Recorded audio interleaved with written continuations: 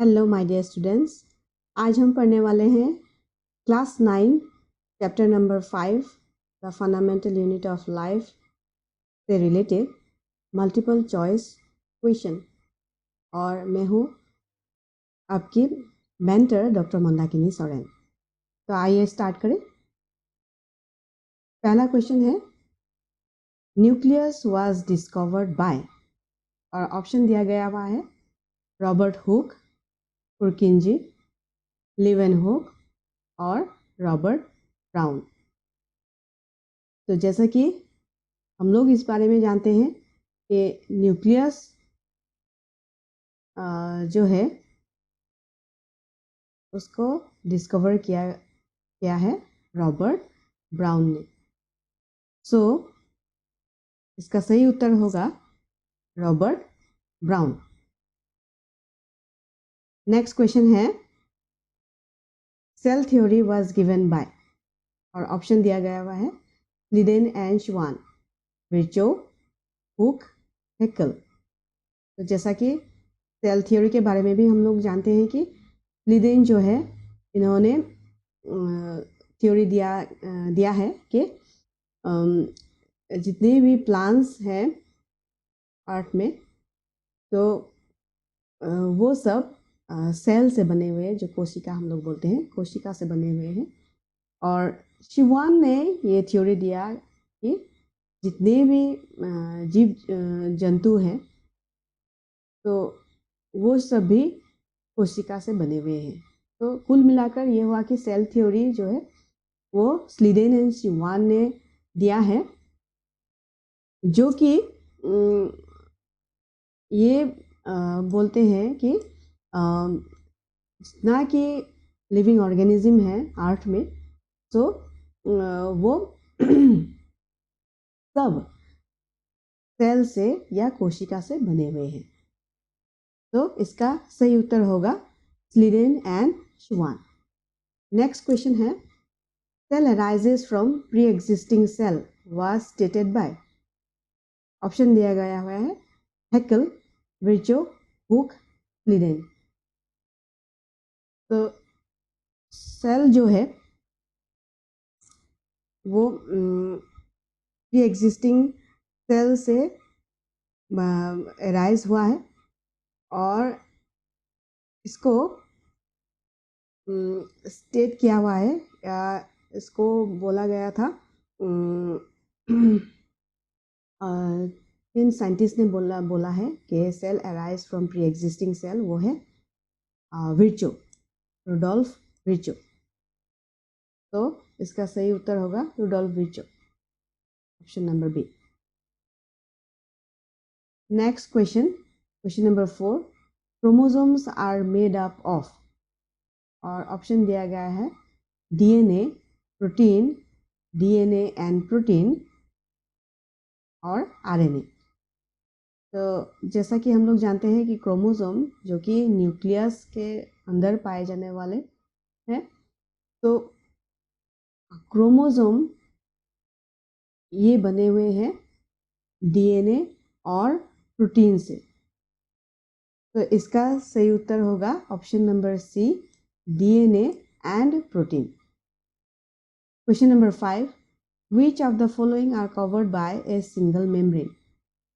तो single membrane मतलब जो कि एक मेम्ब्रेन से बने हुए हैं। तो यहाँ पे सेल ऑर्गेनेल्स ऑप्शन दिया गया हुआ है माइटोकॉन्ड्रिया, वैक्यूल, न्यूक्लियस और प्लास्टिड।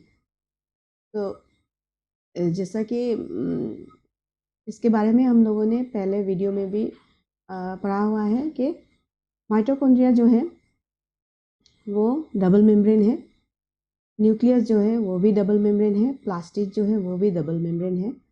तो इन चारों में से रह गया वैक्यूल, तो इसका सही उत्तर होगा वैक्यूल जो कि सिंगल मेम्ब्रेन है, ऑप्शन नंबर बी। फिर आया question number 6, the proteins and lipids essential for building the cell membrane are manufactured by, option दिया गया हुआ है option number A endoplasmic reticulum, option number B Golgi apparatus, option number C plasma membrane, option number D mitochondria. तो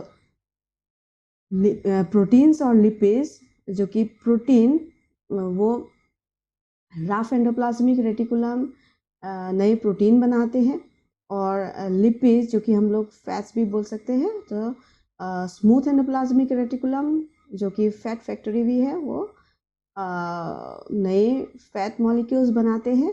तो इसीलिए कुल मिलाकर यह होगा कि यहाँ पे जो ऑप्शन दिया गया हुआ है, तो इसमें से ऑप्शन नंबर ए इसका सही उत्तर होगा, जो कि एंडोप्लाज्मिक रेटिकुलम है। So option number A endoplasmic reticulum इसका सही उत्तर होगा। Next question, question number 7। The undefined nuclear region of prokaryotes are also known as. The prokaryotes मतलब जितना कि जो कि प्रीवियसली एग्जिस्टिंग सेल या प्री एग्जिस्टिंग सेल है, और जैसे कि इनका एग्जाम्पल होगा बैक्टीरियल सेल। तो बैक्टीरियल सेल में क्या है, जो न्यूक्लियर रीजन वो अनडिफाइंड है, जैसे कि जो डीएनए है बैक्टीरियल सेल का, ऐसे ही पड़े रहते हैं एक रीजन में, और उस रीजन को हम लोग बोलते हैं न्यूक्लियोइड। तो इसका सही उत्तर होगा nucleoid, option number D. Next question number 8। Amoeba eliminates its waste material through a process called, option number A exocytosis, option number B endocytosis, option number C plasmolysis, option number D osmosis। So यहाँ पे देखिए option number सी और D ये amoeba से related नहीं है, रह गया ऑप्शन नंबर ए एक्सोसाइटोसिस और ऑप्शन नंबर बी एंडोसाइटोसिस। और ऑप्शन नंबर ए एक्सोसाइटोसिस मतलब, एक्सो मतलब आउटसाइड, ठीक है, एक्सो मतलब आउटसाइड, ये आप लोग याद रखिएगा, और एंडो मतलब इनसाइड। तो यहाँ पे क्वेश्चन दिया गया हुआ है amoeba eliminates is waste material, और वेस्ट मटेरियल तो आउटसाइड जाएगा, तो इसीलिए इसका सही उत्तर होगा एक्सोसाइटोसिस, ऑप्शन नंबर ए। फिर आया question number 9। Protein molecules in the cell are synthesised by, option number A smooth endoplasmic reticulum, option number B rough endoplasmic reticulum, option number C Golgi apparatus, option number D plastid. जैसा कि पहले भी हम लोगों ने एक question में पढ़ा हुआ है कि एंडोप्लाज्मिक रेटिकुलम जो कुल मिलाकर प्रोटीन और लिपिड्स दोनों को सिंथेसाइज करते हैं, पर यहाँ पे अगर सिर्फ प्रोटीन मॉलिक्यूल के बारे में बोल रहे हैं, तो जैसे कि हम लोग जानते हैं कि राइबोसोम जो है वो प्रोटीन मैन्युफैक्चर करने के लिए वो जो साइट है वो राइबोसोम है, और that means ribosome is responsible for protein manufacture. So ribosome किसके साथ अटैच रहता है, वो रफ एंडोप्लाज्मिक रेटिकुलम के साथ अटैच रहता है। तो यहाँ पे ऑप्शन नंबर बी सही उत्तर होगा, रफ एंडोप्लाज्मिक रेटिकुलम जो कि प्रोटीन मॉलिक्यूल्स सिंथेसाइज करते हैं, ठीक है। फिर नेक्स्ट क्वेश्चन जाते हैं, question number 10। Cell wall of which of these is not made up of cellulose, ठीक है। सेलुलोज जो कि सेल वॉल जो कि बाहर आउटर कवरिंग है प्लांट्स या बैक्टीरिया या किसी फंजाई सेल, फंजाई के सेल के बाहर का जो लेयर है उसको सेल वॉल बोलते हैं, जो कि एनिमल में नहीं पाए जाने वाले हैं।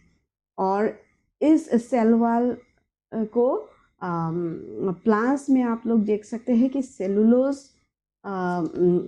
सेल वॉल जो कि प्लांट्स में पाए जाने वाले वो सेलुलोज से बने हुए होते हैं, और फंजाई में क्या है वो चिटिन और या काइटिन से बने हुए होते हैं, और बैक्टीरियल सेल वॉल जो कि पेप्टिडोग्लाइकॉन से बने हुए होते हैं। तो यहाँ पे क्या है, यहाँ पे ये क्वेश्चन दिया गया हुआ है कि कौन से मतलब ऑप्शन से सेलुलोज जो कि सेलुलोज से नहीं बने हुए होते हैं सेल वॉल। तो यहाँ पे जैसे कि हम लोग जानते हैं कि प्लांट्स का सेल वॉल में सेलुलोज प्रेजेंट होते हैं या मेड अप ऑफ सेलुलोज। तो यहाँ पे नीम ट्री, मैंगो ट्री और कैक्टस ये सब तो प्लांट्स है। रह गया बाकी सिर्फ ये option number C, that is fungi, जो कि काइटिन से बने हुए होते हैं। इसीलिए ऑप्शन नंबर सी होगा इसका सही उत्तर। Next question. A cell will shrink if the concentration of water molecule in the cell is higher than the concentration of water molecules in surrounding medium. Option number B. The concentration of water molecule in surrounding medium is higher than water molecule concentration in the cell. Option number C. The concentration of water molecule is same in the cell and in the surrounding medium. Option number D. Concentration of water molecules does not matter. So जैसे कि हम लोग जानते हैं कि एक cell जो कि श्रिंक करने से क्या होता है, अगर श्रिंक होगा तो क्या होगा। सो अगर सेल के अंदर मान लीजिए सेल के अंदर जो कि वाटर मॉलिक्यूल कंसंट्रेशन कम है और बाहर में वाटर कंसंट्रेशन ज़्यादा है, तो क्या होगा, सेल के अंदर से जितना भी वाटर मॉलिक्यूल्स है वो मूव करेंगे बाहर की तरफ, और जो कि इसके रिजल्ट से सेल क्या होगा, श्रिंक हो जाएगा, या हम लोग जो बोलते हैं श्रिंकेज हो जाएगा। सो यहाँ पे ऑप्शन होगा the concentration of water molecule in surrounding medium is higher than water molecule concentration in the cell. So यहाँ पे सही उत्तर होगा option number B. Next question, question number 12. Osmosis is option number A, movement of water molecule from a region of higher concentration to a region of lower concentration through a semi-permeable membrane. Option number D, movement of solvent molecule from a region of higher concentration to a region of lower concentration. Option number C, movement of solvent molecules from higher concentration to lower concentration of solution through a permeable membrane. Option number D, movement of solute molecules from lower concentration to higher concentration of solution through a semi-permeable membrane. जैसे कि यहाँ पे question पूछा गया है कि osmosis का definition क्या है।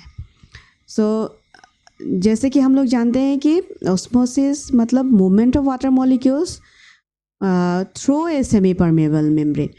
सो यहाँ पे देखिए, यहाँ पे ऑप्शन नंबर बी और सी में सेमी परमेबल मेम्ब्रेन यूज़ नहीं किया हुआ है, तो ये दोनों ऑप्शन आप अपने माइंड से डिलीट कर लीजिए। रह गया बाकी ऑप्शन नंबर ए और ऑप्शन नंबर डी। पर ऑप्शन नंबर डी में सिर्फ मूवमेंट ऑफ सॉल्यूट मॉलिक्यूल्स दिया गया हुआ है, जो कि lower concentration to higher concentration दिया गया हुआ है। सो ये ऑप्शन नंबर डी भी गलत होगा और रह गया आपका ऑप्शन नंबर ए, जो कि movement of water molecule from a region of higher concentration to a region of lower concentration through a semi permeable membrane, ये होगा आपका सही उत्तर। Next question number 13, find out the odd statement. So odd statement मतलब यहाँ पे जो wrong वाला स्टेटमेंट है उसको आपको डिनोट करना है। सो ऑप्शन नंबर ए दिया है, Golgi apparatus is involve with the formation of lysosome, जो कि सही उत्तर है। Option number B, nucleus, mitochondria and plastid have their own DNA, yes ये भी सही उत्तर है।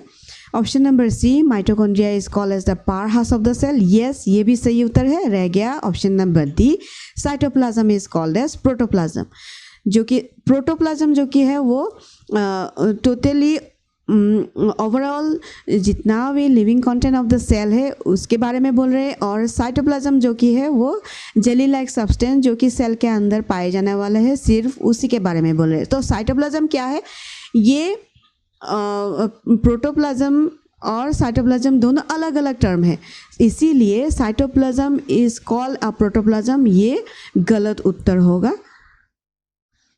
ठीक है, ये आपका गलत उत्तर होगा। सो यहाँ पे और स्टेटमेंट क्या है, cytoplasm is called as protoplasm. Okay, then next question, which cell organelle play a crucial role in detoxifying many poisons and drugs in a cell? So यहाँ पे ऑप्शन नंबर सी जो कि स्मूथ एंडोप्लाज्मिक रेटिकुलम है वो होगा आपका correct option. फिर question number 15, the only cell organelle seen in prokaryotic cell. So prokaryotic cell जो कि मैंने पहले भी बोला है कि प्रीवियसली एग्जिस्टिंग सेल है, और वहाँ पे आपको माइटोकॉन्ड्रिया नहीं मिलेगा, प्लास्टिड नहीं मिलेगा, लाइसोसोम नहीं मिलेगा, रह गया सिर्फ राइबोसोम। तो ऑप्शन नंबर बी इसका सही उत्तर होगा। Next question number 16, organelle without a cell membrane is.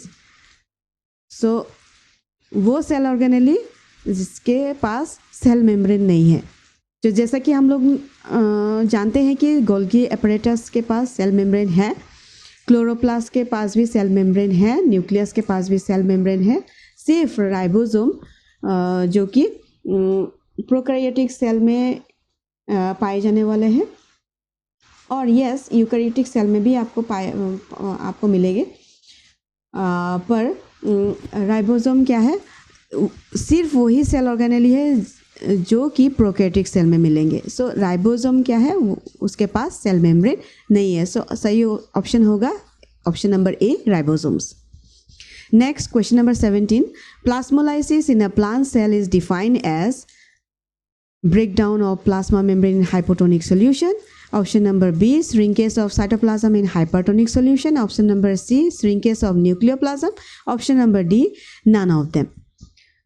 So plasmolysis मतलब जो कि हाइपरटोनिक सॉल्यूशन में ही होता है, और वो है shrinkage of cytoplasm. So cytoplasm जब श्रिंक करेंगे हाइपरटोनिक सॉल्यूशन में, जो कि सिर्फ प्लांट सेल में पाए जाने वाला है, और उसको बोलते हैं हम लोग प्लाज्मोलाइसिस, उसको बोलते हैं हम लोग plasmolysis. So option number B इसका सही उत्तर होगा, shrinkage of cytoplasm in hypertonic solution. Next question, question number 18, which kind of plastid is more common in?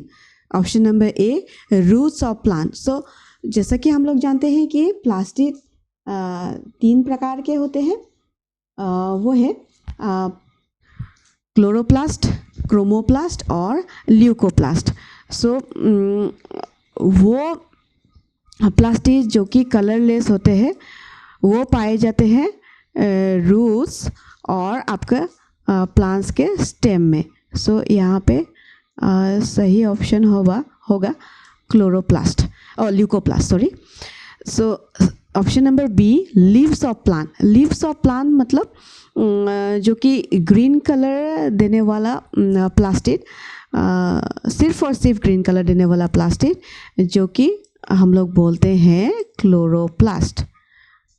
और क्लोरोप्लास्ट जो क्लोरोफिल कंटेन करते हैं और फोटोसिंथेसिस में भी हेल्प करते हैं। ऑप्शन नंबर सी है फ्लावर्स एंड फ्रूट्स, जो कि कलर्ड प्लास्टिड है, और वो होता है क्रोमोप्लास्ट, जो कि फ्लावर्स और प्लांट्स में कलर प्रोवाइड करने में हेल्प करते हैं, वो होगा क्रोमोप्लास्ट। सो नेक्स्ट क्वेश्चन है, match the following A and B. So column A और कॉलम बी दिया गया हुआ है, सो इनको हमें मैच करना पड़ेगा। अभी देखिए, प्रोकैरियोटिक सेल, जो कि हम लोग जानते हैं कि प्रोकैरियोटिक सेल होगा bacterial cell. So option number 3 bacterial cell इसका राइट आंसर होगा। सेकेंड बी है लाइसोसोम, जो कि लाइसोसोम, जो कि सुइसाइडल बैग भी बोला जाता है, इनके पास एक डाइजेस्टिव एंजाइम है जो कि जब सेल डैमेज होगा वो खुद ही अपने सेल को खा लेगा, जो कि सुइसाइड करने वाला भी बोलते हैं, इसलिए सुइसाइडल बैग भी बोलते हैं लाइसोसोम को। नेक्स्ट ऑप्शन नंबर सी है न्यूक्लियोइड, जो कि न्यूक्लियोइड मतलब न्यूक्लियस अनडिफाइंड है और उस रीजन को बोलते हैं न्यूक्लियोइड, जो कि हम लोग प्रोकैरियोटिक सेल में भी देखने पा रहे हैं, जो कि बैक्टीरियल सेल में। ऑप्शन नंबर डी है फूड वैकल्स, और फूड वैकल्स हमें देखने को मिलेंगे एमीबा में, जो कि एक प्रोटिस्ट है और फ्रेश वाटर इकोसिस्टम में पाए जाने वाले प्रोटिस्ट और यूनिसेलुलर ऑर्गेनिज्म। और ये एमीबा क्या करते हैं, जो जब फूड इसके पास आते हैं तो उस फूड को कैप्चर करने में और एनगल्फ करने में क्या करेंगे, वो एक वैकोल फॉर्म करेंगे उसके स्यूडोपोडिया से, जो फॉस्फेट हम लोग बोलते हैं, जो उसके हेल्प से, और वो फूड को एनगल्फ करने में एक वैकोल फॉर्म करते हैं और वो फूड एमीबा के बॉडी के तरफ या बॉडी के अंदर आ जाता है, फिर डाइजेस्ट होके साइटोप्लाज्म में मिल जाते हैं डिफ्यूजन से। सो नेक्स्ट ऑप्शन है राइबोसोम, जो कि मेम्ब्रेनलेस है, इसके पास इसका मेम्ब्रेन नहीं है, सो इसका सही उत्तर होगा membraneless. Next question number 20 fill in the blanks है। ऑप्शन नंबर ए दिया गया हुआ है power house of the cell. So जैसे कि हम लोग जानते हैं कि माइटोकॉन्ड्रिया को बोलते हैं power house of the cell, क्योंकि ये एनर्जी रिलीज करने में हेल्प करते हैं in the form of ATP. So इसीलिए माइटोकॉन्ड्रिया को power house of the cell भी बोला जाता है। Next option number B packaging and dispensing unit of the cell. तो packaging and dispensing unit of the cell हम लोग गोल्जी एपरेटस को बोलते हैं। तो इसका फंक्शन है पैकेज करना, मटेरियल्स को पैक करना और इनको डिस्पेस करना, यानी कि मतलब डिस्ट्रीब्यूट करना दोज मटेरियल्स को। Digestive bag of the cell, जो कि लाइसोसोम है या सुइसाइडल बैग भी बोलते हैं। Storage sac of the cell, जो कि वैकोल है। लाइसोसोम, ये होगा lysosome vacuole. Storage sac of the cell मतलब जो स्टोर करते हैं मटेरियल को, वो सेल ऑर्गेनेली है वैकोल। तो ये है आप लोगों का चैप्टर नंबर 5 से related, the fundamental unit of life से रिलेटेड थोड़ा कुछ MCQ, जो कि मैच द फॉलोइंग और फिल इन द ब्लैंक्स भी यहाँ पे मैंने ऐड किया हुआ है। So I hope this type of question will help you for your upcoming exams.